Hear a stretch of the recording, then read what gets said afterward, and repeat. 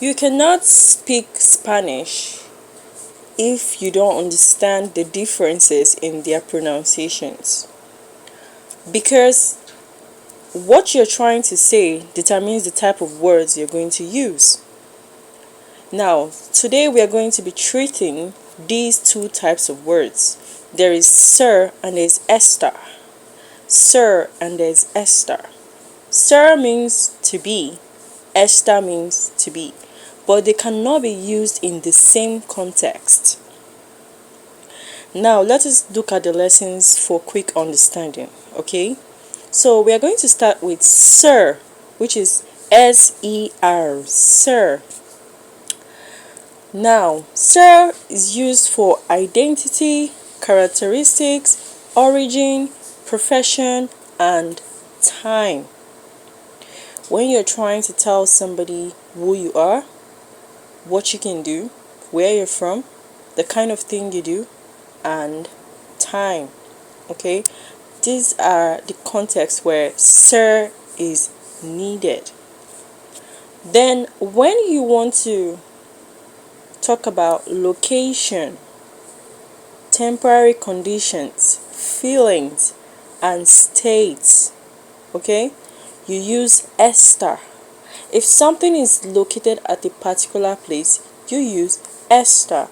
If you're trying to identify something or explain who you are, you use sir. Now, let us look into it. For sir, we'll start with the first word here, which is yo soy. Yo soy. Yo soy means I am. Tú eres means you are. Say after me. Tú eres. Tú eres means you are. Next word here is él and ella. Él and ella. Él means he. Ella means she. Nosotros somos. Nosotros somos means we are. We are. Okay? There is ellos son. Ellos son means they are. They are. You're talking to some certain type of people. They are. You say ellos son. Ellos son. Okay? So, let us move over to ESTAR. On the other hand, we have ESTAR. So we're going to look at the same words again, but this time around is going to be different spellings. Okay? The first word here is yo estoy. You're no longer saying yo soy. You're saying yo estoy. You're saying yo estoy because you are referring to a temporary thing. Okay? Like you want to say, I'm hungry. It's temporary, right? So you say, yo estoy when you want to say, I am hungry, I'm sleeping, I'm joking, I'm dancing. Then when you want to say you are, like what you are, your personality, you say, yo soy. See the difference now? Go ahead. Next word here is tú estás. Tú estás. This means you are. If you noticed, on the sir, there is tú eres. Now, tú eres has become tú estás because it's temporary. We're talking about temporary things now. You are sad. You are happy. You are jumping. You cannot say tú eres when you're trying to refer to something that is temporary, something that is just happening at the moment. You say tú estás. Tú estás. But meanwhile, you are trying to say similar things. I wouldn't say the same thing, but it's a similar. Okay? Now, there is Él and ella está. Él, ella está. This means he or she is. He or she is. Next word here is nosotros estamos.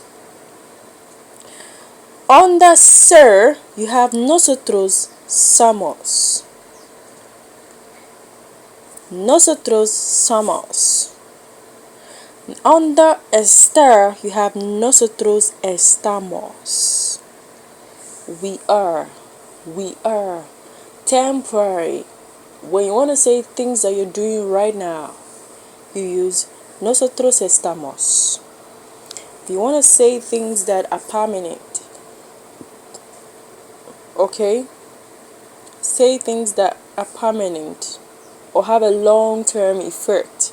You use nosotros somos, which still means we are. The next word here is ellos están. Ellos están. That means they are. They are. They are. Let's look at the examples below. There is soy nigeriana, which means I am Nigerian. Soy nigeriana. I am Nigerian. Next word here is ella es profesora. Ella es profesora. She is a teacher. She is a teacher. Profesora. Profesora. Teacher. Next word here is mi hermano. Mi hermano es alto. Mi hermano es alto. Do you notice how I pronounce these words? I am particular about my pronunciation because that helps people to understand what you're trying to say. Okay? And the tone in which you're talking with. There are different tones, so you have to watch your tone. Moving back to the lesson. Mi hermano es alto. My brother is tall. I'm describing my brother right now. Mi hermano es alto. He's permanently tall. Because it's a permanent situation, I am using es, not está. Es. Let's move over to the examples for estar. The first word here is estoy cansada. Estoy cansada, which means I am tired. Ella está feliz. She is happy. Estamos en casa. We are at home. Estamos en casa. We are at home. Now, someone would ask, why don't we just say nosotros somos? Why are we using estamos? We are using estamos because we are trying to describe that at the moment we are at home.